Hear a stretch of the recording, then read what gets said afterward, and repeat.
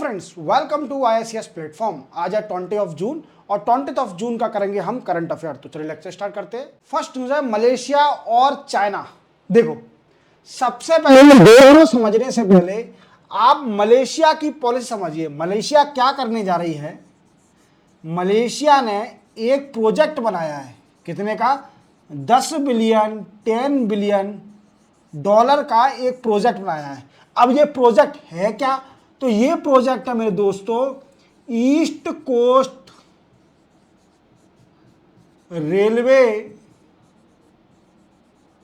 Link to west coast.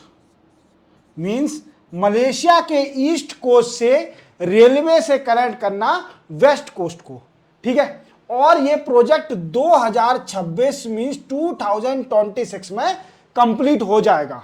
अब इसका inauguration था, इनॉग्रेशन सेरेमनी थी और इस सेरेमनी में चाइना कूद पड़ी। मींस चाइना का इन्वॉल्वमेंट हो गया। चाइना ने बोला कि म्यांमार जी, आप हमारी BNR इनिशिएटिव, BRI इनिशिएटिव पर आप कनेक्ट हो जाइए। अब सबसे पहले क्वेश्चन बनता है कि वो बेल्ट एंड रोड इनिशिएटिव है क्या? अब देखो, चाइना क्या कर रही है। चाइना की एक पॉलिसी है, चाइना पॉलिसी ये है कि सारी वर्ल्ड में मतलब अधिकतर कंट्रियों को कनेक्ट करना चाइना के साथ बाई रेलवे और सी। क्यों? To expand China export. China के एक्सपोर्ट को एक्सपांड करने के लिए चाइना वो बेल्ट एंड रोड इनिशिएटिव लाई थी। और इसी में देखो, डायग्राम में आप देख पा रहे होंगे कि चाइना से कितनी सारी कंट्रियां कनेक्ट हो रही हैं। अब जो रेड लाइन आपको दिख रही है, पिंक लाइन, वो बाई सी से कनेक्ट करी जाएगी और ये ब्लू दिख रही है बाई रोड या फिर रेलवे।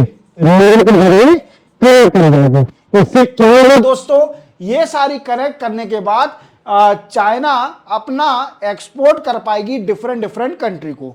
और आप जानते हो कि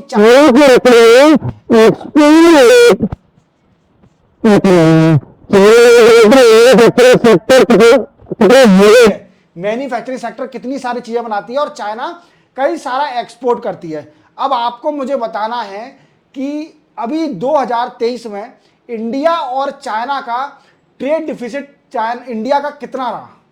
तो अभी सबसे ज्यादा ट्रेड रहा है, चाइना ने ओवरटेक कर लिया यूएसए को। इंडिया के साथ सबसे ज्यादा ट्रेड है चाइना का। तो आप ये बताइए कि इंडिया का ट्रेड डिफिसिट कितना है चाइना के साथ, ठीक है। अब सुनो, देखो बेल्ट, अब चाइना कह रही है कि हमारा थाईलैंड में और लियोस में एक रेलवे प्रोजेक्ट चल रहा है। क्या चल रहा है? रेलवे प्रोजेक्ट चल रहा है। और इस रेलवे प्रोजेक्ट से मलेशिया का जो रेल इनिशिएटिव आया है, रेलवे प्रोजेक्ट आया है, उसको कनेक्ट कर दीजिए। तो उससे क्या होगा कि मलेशिया और सारी कंट्रियों को बेनिफिट मिल जाएगा। बेनिफिट किसको मिलेगा? बेनिफिट मिलेगा चाइना को, क्योंकि चाइना सबसे ज्यादा एक्सपोर्ट करती है मैन्युफैक्चरिंग सेक्टर में। तो चाइना को ही इसका बेनिफिट मिलेगा। डिफरेंट कंट्रियां ट्रेड डिफिसिट में जाएंगी। क्लियर न्यूज यही थी। चलते अपन नेक्स्ट न्यूज पर। नेक्स्ट न्यूज है हमारी ग्लोबल इनिशिएटिव डिजिटल हेल्थ। देखो, global initiative on digital health क्या है, पहले तो अपन समझते हैं। देखो,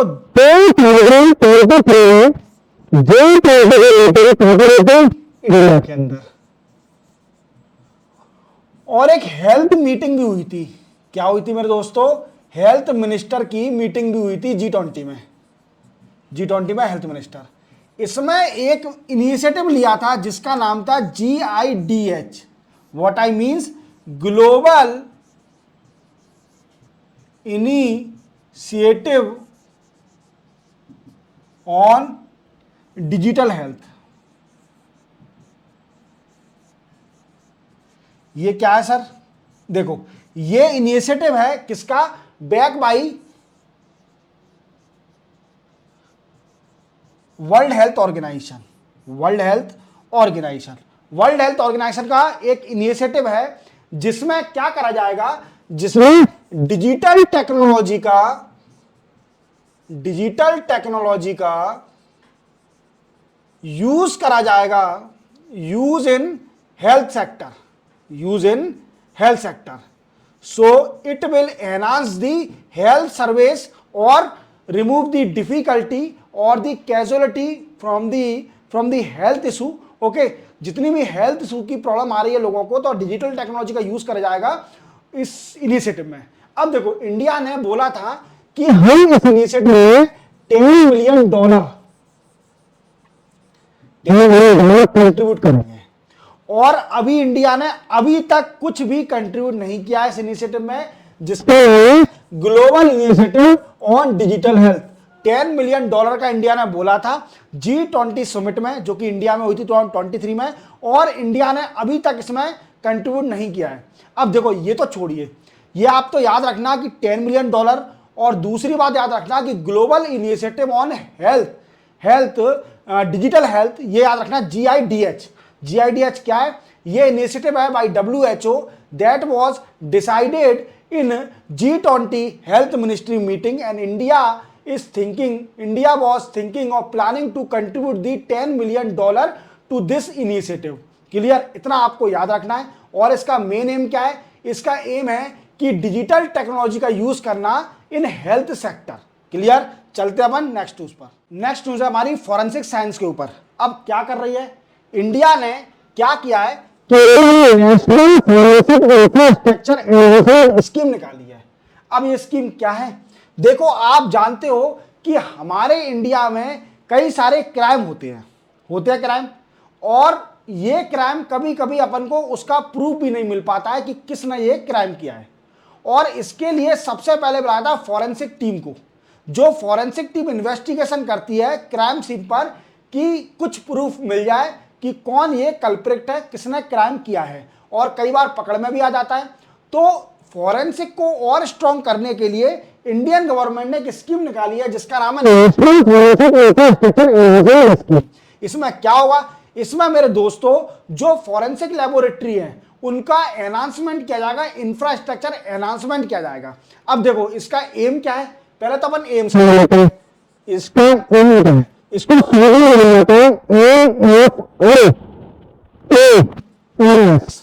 national forensic infrastructure enhancement scheme. इसका एम क्या है दोस्तों? सबसे पहला एम है to set up the national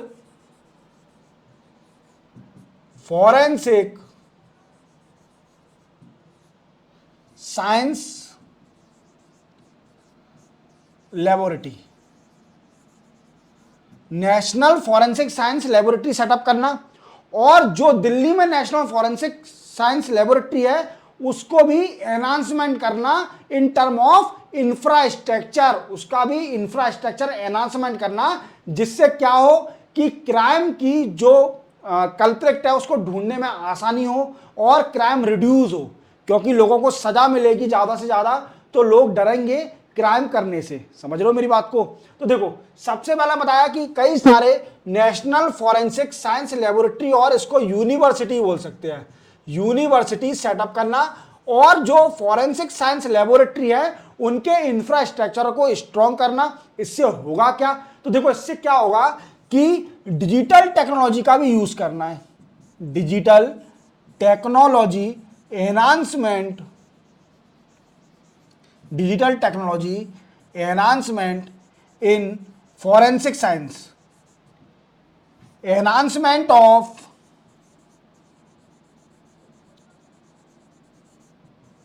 workforce of forensic personal, forensic personal की वर्कफोर्स को भी बढ़ाना। तो इसका मीनिंग है, आपको याद रखना है सिर्फ only national forensic infrastructure enhancement scheme क्या है। तो national forensic science university setup करना, और जितने भी फॉरेंसिक साइंस लेबोरेटरी है उनके इंफ्रास्ट्रक्चर को स्ट्रॉन्ग करना, मैन पावर बढ़ाना फॉरेंसिक की, फॉरेंसिक में जो पर्सनल काम कर रहे हैं, लोग बाग काम कर रहे हैं, उनकी वर्कफोर्स बढ़ाना, और डिजिटल टेक्नोलॉजी का यूज करना। इसी के साथ बताना चाहूंगा इससे होगा क्या। तो इससे बेनिफिट ये होगा कि जो क्राइम जिसने किया है उस कल्प्रिट को ढूंढने में आसानी होगी, फॉरेंसिक टीम इजीली ज्यादा अच्छा काम कर पाएगी। समझ में आ गया। तो क्राइम रेट रिड्यूस होगा। इसी के साथ चलते हैं अपन नेक्स्ट न्यूज पर। नेक्स्ट न्यूज हमारी झारखंड के ऊपर। देखो झारखंड के जो सीएम है इन्होंने क्या किया है, ये क्या करने जा रहे हैं अपनी स्टेट में, झारखंड स्टेट के अंदर ये कास्ट सेंसस करने वाले हैं। कास्ट सेंसस करने वाले हैं। अब सर कास्ट सेंसस होता क्या है, तो जाति पता करना कि कौन सी जाति कौन सा धर्म कहां पर है, कौन सी जाति है, मींस ब्राह्मण ज्यादा है, एसटी ज्यादा है, एससी ज्यादा है, वो कास्ट सेंसस करना झारखंड के अंदर। तो उससे पता चलेगा कि कौन सी पॉपुलेशन ज्यादा है, किस समुदाय किस कास्ट की पॉपुलेशन ज्यादा है उनको ज्यादा बेनिफिट मिल सके, और जिनकी कम है तो उनको कम बेनिफिट मिल सके। तो कास्ट सेंसस झारखंड करने जा रही है। हालांकि ऐसा करना नहीं चाहिए क्योंकि सभी लोग इनसे, बिहार गवर्नमेंट ने भी किया था ऐसा, अब झारखंड करने जा रही है। बिहार गवर्नमेंट ने किया caste census, then after Jharkhand का नंबर है अब कास्ट सेंसस करने का। अब देखो कास्ट सेंसस का झारखंड गवर्नमेंट ने काम किसको दे दिया है, झारखंड गवर्नमेंट ने नोडल एजेंसी बना दिया है कास्ट सेंसस करने के लिए, department of personal and administrative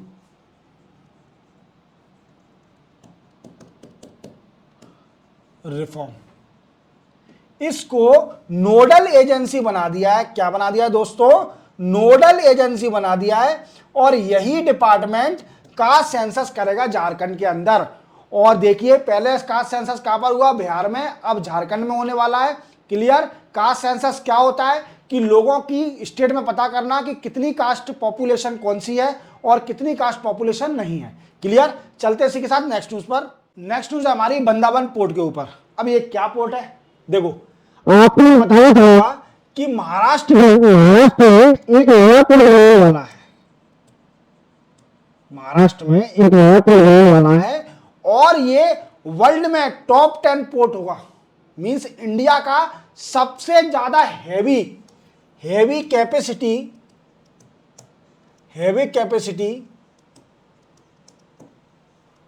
holder port होगा।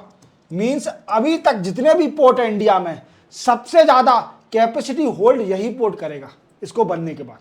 क्लियर हो रहा है। ये बंदावन पोर्ट कहां बनना है, ये बनना है दोस्तों महाराष्ट्र सरकार के, यहां पर महाराष्ट्र सरकार इसको बनाने जा रही है। और इसमें सबसे बड़ी ये बात याद रखना, पोर्ट है इसको कौन कौन बनाएगा, तो उसके लिए बंदावन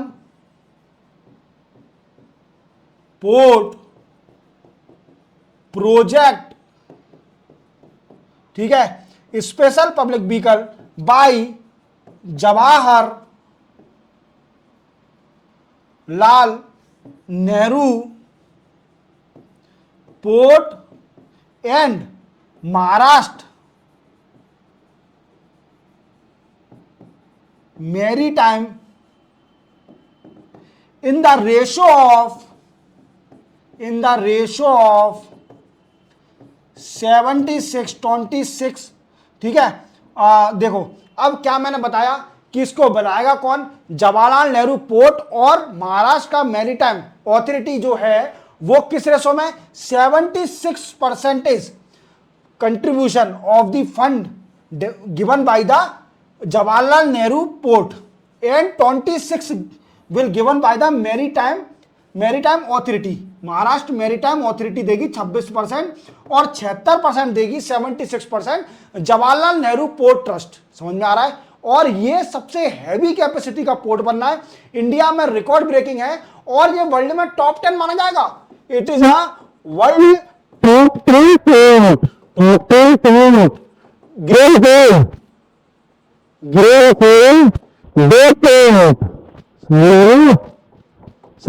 नहीं आ रहा, वर्ल्ड टॉप 10 पोर्ट है, और इसकी टॉप 10 पोर्टों में गिनती होगी इसके according to in term of capacity. समझ में आ गया। चलते हैं इसी के साथ अपन नेक्स्ट न्यूज पर। नेक्स्ट न्यूज हमारी इंडिया और ऑस्ट्रेलिया के ऊपर। देखो इंडिया और ऑस्ट्रेलिया क्या करने जा रहे हैं, इनके बीच में एक एग्रीमेंट साइन होने जा रहा है।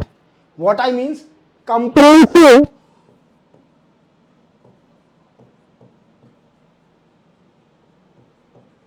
Economic cooperation agreement. अब ये समझिए इसको कि ऑस्ट्रेलिया गवर्नमेंट इस एग्रीमेंट को जल्दी से जल्दी साइन करने की बोल रही है इंडिया से। आप जल्दी से जल्दी इसको फाइनलाइज कर दीजिए 5 से 6 महीने के अंदर, 5 to 6 मंथ के अंदर इसको फाइनलाइज कर दीजिए। अब फाइनलाइज तो हो जाएगा, पर मेरे दोस्तों आपको पहले ये तो पता होना चाहिए कि ये होता क्या है। CECA होता क्या है, कंप्रेहेंसिव इकोनॉमिक कोऑपरेशन एग्रीमेंट होता क्या है। तो दोस्तों ये एग्रीमेंट है, इसके द्वारा क्या होगा कि दो देश ऑस्ट्रेलिया और इंडिया के बीच में जो ट्रेड कोऑपरेशन हो रहा है, ट्रेड एक्सपोर्ट और इंपोर्ट हो रहा है, उसका टैरिफ रिड्यूस कर दिया जाएगा। टैरिफ रिड्यूस कर दिया जाएगा। अब टैरिफ क्या होता है? टैरिफ माने ड्यूटी या फिर टैक्स। जो बॉर्डर एरिया पर टैक्स और ड्यूटी लगती है उसको रिड्यूस कर दिया जाएगा। That is called a comprehensive economic cooperation agreement. अब ये ऑस्ट्रेलिया क्यों फोर्स कर रही है? देखो इससे क्या होगा कि कई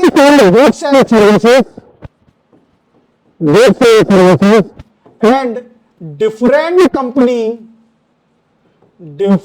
companies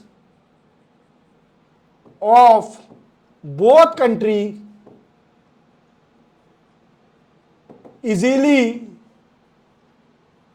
access to both country market या easily access to market of both country. Means Australia की जो कंपनी होगी वो इजीली एक्सेस कर लेगी इंडियन मार्केट में, और इंडियन की कंपनी इजीली एक्सेस कर लेगी ऑस्ट्रेलिया मार्केट में, और ये कंपटीशन हो जाएगा। इंडियन मार्केट डोमेस्टिक जो अपनी कंपनी है और ऑस्ट्रेलिया की कंपनी है उनमें कंपटीशन बढ़ेगा। पॉसिबिलिटी हो सकती है कि ऑस्ट्रेलियन कंपनी ज्यादा ग्रोथ करे। अब ऑस्ट्रेलिया इतनी जल्दी क्यों मचा रही है? ऑस्ट्रेलिया को ऐसा क्या पड़ा हुआ है कि जल्दी से महीने के अंदर? अब देखो आप जानते हो कि ऑस्ट्रेलिया में इलेक्शन होने वाले हैं मिड 2025 में ऑस्ट्रेलिया में इलेक्शन होने वाले हैं। तो ऑस्ट्रेलिया सोच रही है कि इस एग्रीमेंट को इलेक्शन से पहले साइन कर लिया जाए, क्योंकि ये एग्रीमेंट डिस्कस हुआ था बिफोर इलेक्शन ऑफ इंडिया के जो इलेक्शन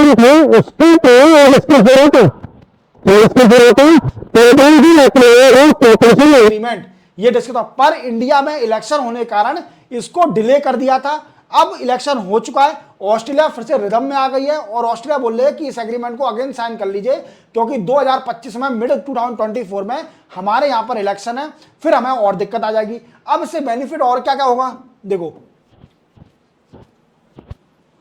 अगर ये एग्रीमेंट साइन हो जाता है तो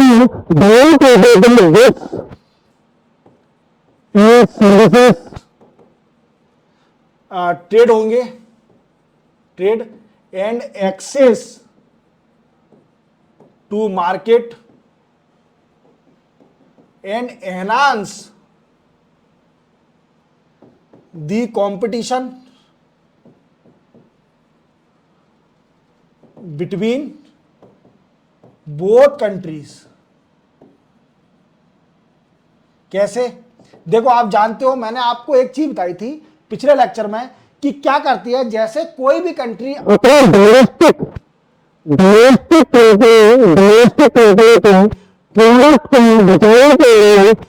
करती है कि जो विदेश से जो भी इंपोर्ट करा जाता है उस प्रोडक्ट, सेम प्रोडक्ट को, और वो अगर सस्ता मिल रहा है तो वो कंट्री उसके ऊपर ड्यूटी लगा देगी, तो उसकी प्राइस सेम हो जाएगी as compare to domestic company के प्रोडक्ट से।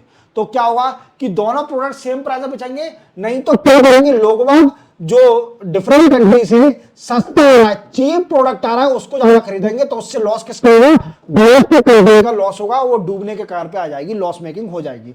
तो इंडिया या दूसरी कंट्री इसको बचाने के लिए क्या करती है? ड्यूटी लगाती है, टैरिफ लगाती है जो इंपोर्ट करा जाता है प्रोडक्ट। अब इस एग्रीमेंट से क्या होगा? इस एग्रीमेंट से इंडिया या ऑस्ट्रेलिया टैरिफ नहीं लगा पाएंगे ऑन द बॉर्डर पर टैरिफ नहीं लगा पाएंगे, जिससे बेनिफिट होगा कि कंपटीशन बढ़ेगा बिटवीन डोमेस्टिक कंपनी और the different countries companies. Okay, तो यही है कंप्रेहेंसिव इकोनॉमिक कोऑपरेशन एग्रीमेंट। आपको इसी तरह समझ में आ गया होगा। चलते अपन नेक्स्ट न्यूज पर। नेक्स्ट न्यूज हमारी ई श्रम पोर्टल। अब ये पोर्टल क्या है? तो देखिए पहले इसको समझने से पहले क्या समझिए कि इंटरनेशनल लेबर ऑर्गेनाइजेशन की मीटिंग चल रही है कहां पर, इन जनीवा, जनीवा में मीटिंग चल रही है। क्लियर।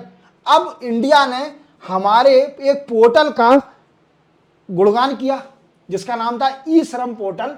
ये पोर्टल 2020 में स्टार्ट किया गया था। अब ये पोर्टल है क्या सर जी, ये तो बताइए ई श्रम पोर्टल है क्या। तो ई श्रम पोर्टल इसलिए है कि अनऑर्गेनाइज्ड वर्कर के लिए, अनऑर्गेनाइज्ड वर्कर के लिए, जिसमें अनऑर्गेनाइज्ड वर्कर का पूरा डेटा होगा और इस पोर्टल के जरिए अनऑर्गेनाइज्ड वर्कर जितने